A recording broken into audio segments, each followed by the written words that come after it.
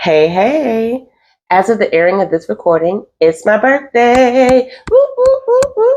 Yes, it's my birthday. I have turned 40, and I don't know how I did that because I'm 16, but whatever. I have learned a slew of things in these 4 decades that I've been here on this earth, and I'm going to share them with you. I don't know how many things I'm going to list, but it'll probably be in the title by the time I post it. Let's kick it off with the word no. I have struggled in the past saying no to people, no to invitations, things like that. And sometimes I give too much explanation and I'm kind of fumbling my way through it. But I am telling people, nah, ain't going. But I'm saying no to things that aren't good for my soul, aren't good for my spirit, don't bring me joy because we are still on this joy journey. And if it is not serving me, I don't want it. Number 3, taking risks. I have always been a risk taker. I got into the car industry by taking a risk. I bought a house by taking a risk. I went on trips by taking risks. And risks have really pivoted my life and been so life changing for me. And I would advise anybody to take risks. Now, make them calculated. Don't do risky things like take drugs, but do risky things that will benefit you. I quit a job out of risk, and I started pursuing my passion and purpose out of risk. I do advise for everybody to jump out on faith every now and then. Number 4, I learned to be alone. And I know alone sounds scary and like dark and boring, but I learned how to enjoy me and have a great time being alone, whether that's going out to eat by myself or staying home and watching TV or lighting some candles. I love a good shower and I have romanticized my shower. So my alone time is now very sacred, and once it wasn't. Number 5, I learned how to tap into my childhood loves. I love to write. I love to read. I love to rollerblade. But as I got older, I lost time for those things. They weren't a priority. I had bills to pay, a house to clean, laundry to do. And I just wasn't doing the things that I enjoyed as a child. And when I started doing those things again, I started finding me again, started finding joy. Number 6, y'all learning some sign language today, so keep up. Number 6, I learned to live like there's no tomorrow. Tomorrow's not guaranteed to any of us. And so I don't wait to experience a thing until I'm with a partner or if some friends can go. What if I don't last as long as I hope? Will I never live? So I have gone on plenty of adventures in my life, and more so this year, because I want to do those things. I've gone skydiving, scuba diving, climbed a mountain, all sorts of things. Some things I have done with people, some things I haven't. Because even if you ain't coming, I'm going. Number 7, plan like there is a tomorrow, because we might live until we're 100. So I have things like 401k and life insurance. I have been paying off debt like it did something to me, and it did do something to me. I don't like debt. I want to go on trips. So I pay off debt because I want to be able to enjoy my money more. So yes, live like there's no tomorrow, but plan like there is. Number 8, don't wait until you're too old. Now, in my line of work, I come across people of all ages, from young 20s to 90 years old. And I come across people who physically can't do certain things and tell me, oh, I wish I would have done this when I had time. Now that I'm retired, I have the time to do certain things, but physically I can't. Well, I am young enough and able enough to do the things I want to do, so I'm going to do them now before it's too late. And whatever you're able to do, I suggest just go for it now, because one day those knees are not going to work the way you wish they would. Number 9, I talked about this a little bit just a while ago. Debt is a killer. Staying in debt does nothing for you. Yes, you get that bright, shiny thing at first, but you have to keep making those payments for months, years, or decades. And it is sucking the life out of you. What's the last trip you went on? Can you afford to go on that trip? If you can, beautiful. If you can't, take a look at that bank account, what's coming out every month. Pay that debt off like it hurt you, because it did. And it's time to go to Dubai. It's time to go to the Maldives. It's time to go to Jamaica. It's time to do things, and debt is stopping you.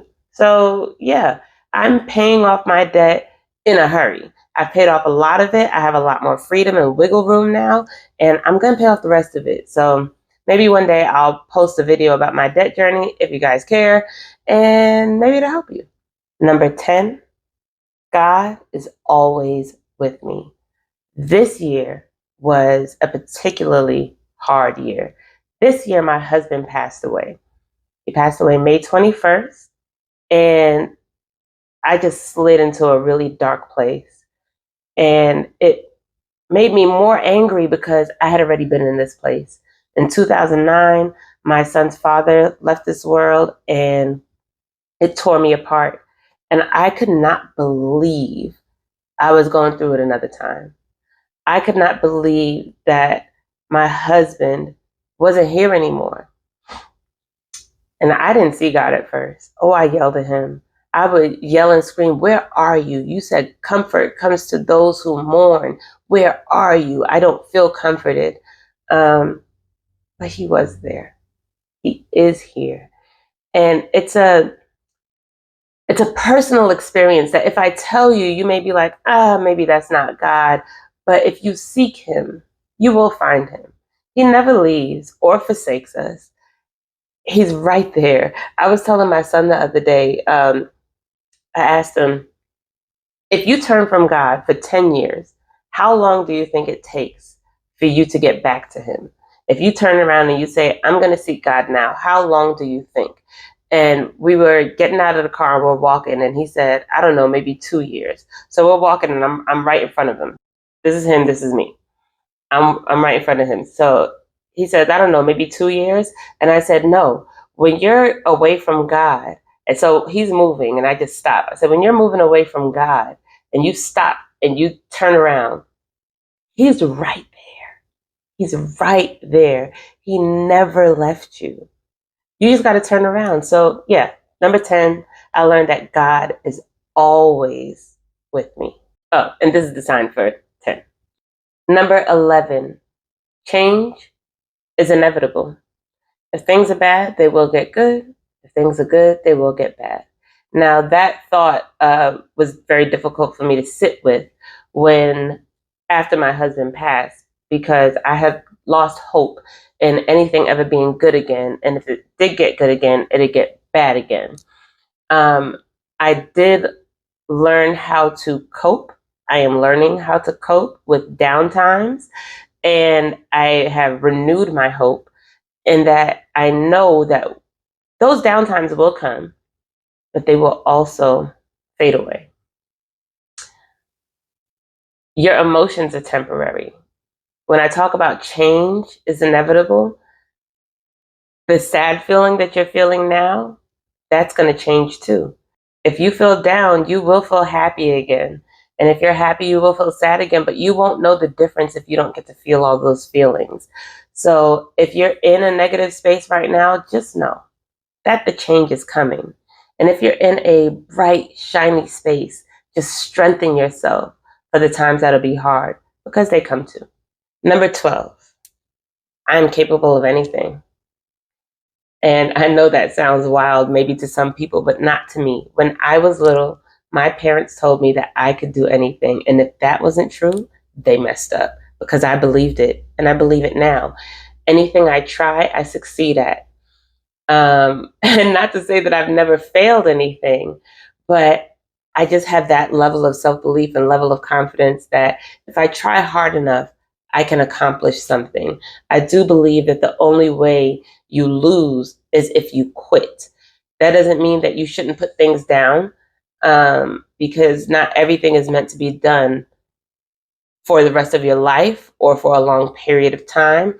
Some things are just a learning lesson, so you can put them to the side when that season is over. But I do believe I am capable of anything, and I believe that of everybody. If there is something that you are passionate about, you are already equipped with the tools that it takes to accomplish that thing. I've heard it all my whole life, but I learned that God gives you the desires of your heart, right? So I thought about it as I have a desire. Let's say my desire is this watch. I desire this watch, and so God will give me the thing that I desire. But I learned this year that's not actually how it works. The desire for the watch is what God gave you, and that's why you're going to get it.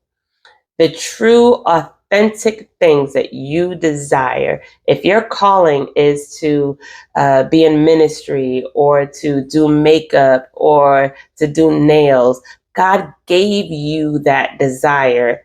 That is why it comes to fruition. So I am capable of anything. You are capable of anything because God gave you that desire in the first place.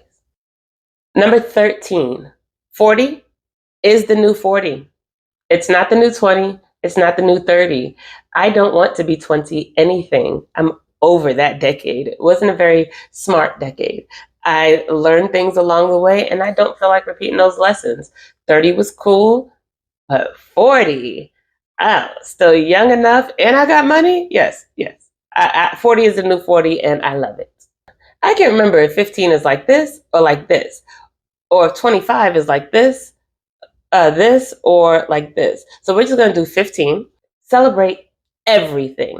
All your wins, you celebrate it. Whether that's a party for 20 or a party for 1, you celebrate all your wins because life feels long, but it's very short. And you should love your life while you're here. Did you do a good job at work today? Celebrate it. Get yourself a little lobster or some shrimps, or turn on some music and throw yourself a little solo party.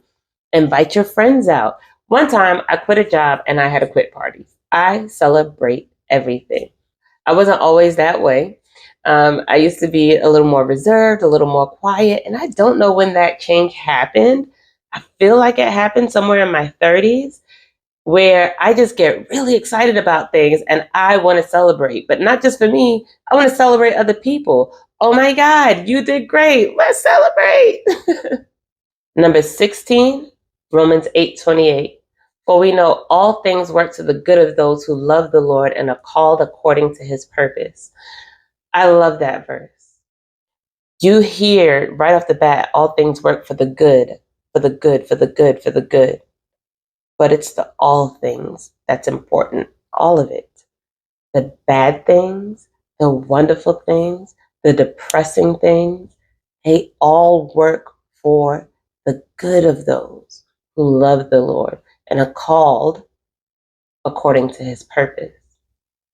Nothing you have been through will be wasted. You may not understand it now, but it is for your good. And trust me, as a woman who has lost her husband and lost her fiance years ago, it was hard for me to understand. But I know my God is good and that all things are working for my good. And if I can believe it, you can believe it. Number 17, romanticize everything. I wrap my hair at night to candlelight. Literally, to candlelight. I bought a shower lamp and it has different colors, blue, purple, whatever. And I turn it on, maybe blue or purple, put it up in the shower and light my candles and take a shower that way. I romanticize my life because if I'm not going to love me, who will? And you know who loves me real good outside of God and my mama? Me. Number 18, I learned to slow down. I was always in a hurry.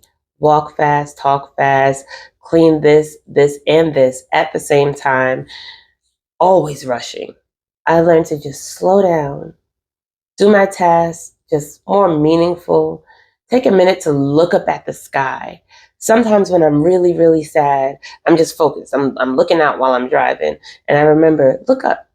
Look up. The sky is beautiful. The sun is beautiful. The clouds. I just take time to slow down. 19. Comparison is a thief.